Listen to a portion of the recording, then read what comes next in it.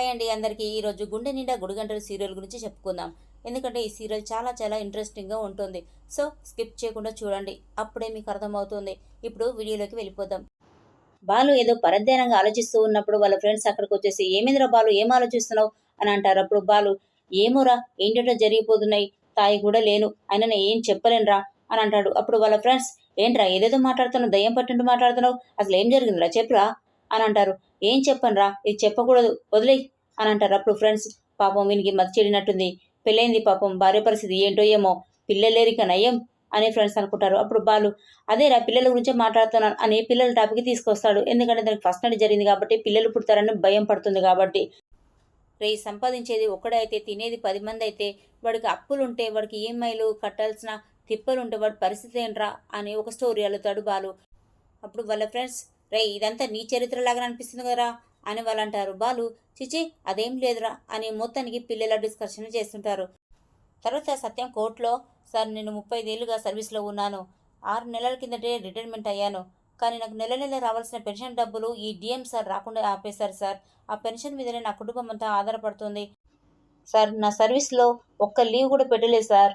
రాత్రి పగలు అని లేకుండా 3 షిఫ్టులు పనిచేసిన రోజులు కూడా ఉన్నాయి సార్. నా సర్వీస్లో నేను ఏ తప్పు చేయలేదు సార్. నా కష్టాన్ని ప్రభుత్వం ఇచ్చే పెన్షన్ డబ్బు నాకు రాకుండా చేస్తే మిగిలేదు నాకు బాధే కదా సార్. నా కుటుంబం అంతా నా పెన్షన్ మీదనే ఆధారపడుతుంది సార్ అని రిక్వెస్ట్ చేస్తాడు సత్యం.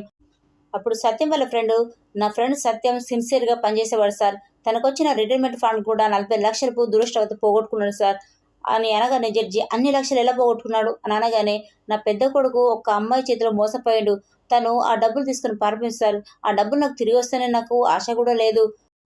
ఆ పెన్షన్ డబ్బులే నాకు జీవనాధారం సార్. రిటైర్మెంట్ ఫంక్షన్లో ఈ డిఎం గారు నన్ను చాలా తక్కువ చేసి మాట్లాడారు. అది తట్టుకోలేక నా కొడుకు ఆయన కాలర్ పట్టుకున్నాడు. అందుకే కక్ష కట్టి నాకు పెన్షన్ రాకుండా చేశారు సార్. ఎలాగైనా నా పెన్షన్ నాకు వచ్చేలా చేయండి సార్ అని అనగానే అంతలో అక్కడికి బాలు వస్తాడు. నాన్న, నేను నీ పక్కన ఉంటే నీకు ధైర్యంగా ఉంటుందని వచ్చాను అని అనగానే అప్పుడు జడ్జి, నువ్వే నా అతని కాలర్ పట్టుకుంది అంటే, అవును నేనే పట్టుకున్నాను సార్ అని అంటాడు బాలు. సార్, మా నాన్న దేవుడు సార్. ఆయన ఎన్నో సంవత్సరాలు కష్టపడి మా కుటుంబం కోసం తన సంతోషాలను త్యాగం చేసి, ఒంట్లో బాగోకపోయినా, వయసు మీద పడి నీరసం వచ్చిన ఒక్క లీవ్ కూడా పెట్టకుండా పనిచేస్తే, ఆయన కష్టాజీతాన్ని ఆయనకు రాకుండా చేశాడు ఈ పాపాత్ముడు. మనుషులు ఇంత కఠినంగా ప్రవర్తిస్తారా సార్? ఈ రోజు వరకు ఆయన కట్టి నిండా నిద్రపోయిందే లేదు సార్. మా నాన్న ఈయన కన్నా సీనియర్ సార్. కనీసం ఆయన వయసుకు కూడా గౌరవం ఇవ్వకుండా ఆయనకు రావాల్సిన పెన్షన్ రాకుండా చేశాడు సార్. ఇలాంటి వాడిని ఏం చేయమంటారో మీరే చెప్పండి సార్ అని రిక్వెస్ట్ చేస్తాడు బాలు. ఈ పెద్దైన పెన్షన్ రాకుండా ఎందుకు ఆపావు? ఆపే హక్కు నీకు ఎవరిచ్చారు అని అంటాడు జడ్జి. అప్పుడు డిఎం, సార్ మీరే చూస్తున్నారుగా, వాళ్ళ కొడుకు గురించి కొంచెం కూడా డీసెన్స్ లేదు, పైగా జైలుకు వెళ్ళొచ్చాడు సార్ అని అనగానే బాలుకి చాలా కోపం వస్తుంది. ఏంటి, ఆ విషయంతో నీకేం అవసరం, నీకేం సంబంధం ఉంది, నీ కాలు చేతులు విరిచి జైలుకు వెళ్ళానా అని బాలు గట్టిగానే వార్నింగ్ ఇస్తాడు.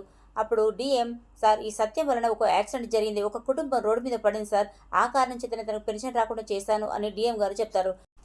అప్పుడు సత్యం, యాక్సిడెంట్ జరిగింది నిజమే సార్, కానీ నాది ఏ తప్పు లేదని, నేను నిర్దోషి అని పోలీసు వాళ్ళు నన్ను బయటికి పంపించారు సార్. దానికి సంబంధించిన పేపర్స్ మేము ముందు పెట్టాను, మీరు చూడండి సార్ అని అంటాడు.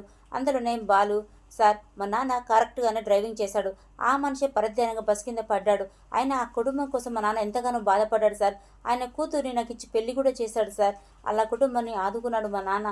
ఇప్పటికీ వాళ్ళ కుటుంబం మా నాన్నని దేవుడుగా అనుకుంటారు సార్ అని అంటే, తన ఫ్రెండ్ కూడా అదే చెప్తాడు. ఒక ఎంప్లాయీ రైట్స్ని కాలరాసే హక్కు నీకు ఎవరిచ్చారు? నీలాంటి వాళ్ళకు అధికారం ఇస్తే ఇలా దుర్వినియోగం చేస్తారా? ఇది కోర్టు తీవ్రంగా ఖండిస్తుంది అని సత్యంకి న్యాయం జరిగేలా చెప్తుంది తీర్పు. తర్వాత నష్టపరిహారంగా డిఎంని 50,000 కట్టమని చెప్తాడు జడ్జి.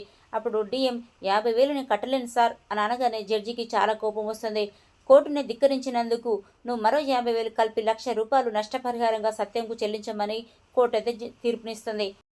తర్వాత డిఎం ఇంటికి వెళ్ళిన తర్వాత, ఇంత డబ్బు, పలుకుబడి, ఇంత పరపతి ఉన్నా కూడా ఈ కేసు గెలవలేకపోయాం, పైగా ₹1,00,000 జరిమానా కట్టాల్సి వస్తుంది అని కోపంతో ఉంటాడు. అంతలోనే అక్కడికి వాళ్ళ భార్య వస్తుంది. ఏంటి, డ్రైవర్ కింద మనం ఓడిపోయామా అని అంటుంది. తర్వాత శృతి రవిని తీసుకొని ఇంటికి వస్తుంది.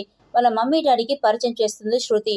తర్వాత శృతి పైకి వెళ్ళగానే, డిఎం, నువ్వు సత్యం కొడుకు కదా, నువ్వేం చేస్తుంటావు అని అంటాడు. అప్పుడు రవి, నేను హోటల్ మేనేజ్మెంట్ చదివాను, ఒక రెస్టారెంట్ పెట్టాలనుకుంటున్నాను అని అంటాడు.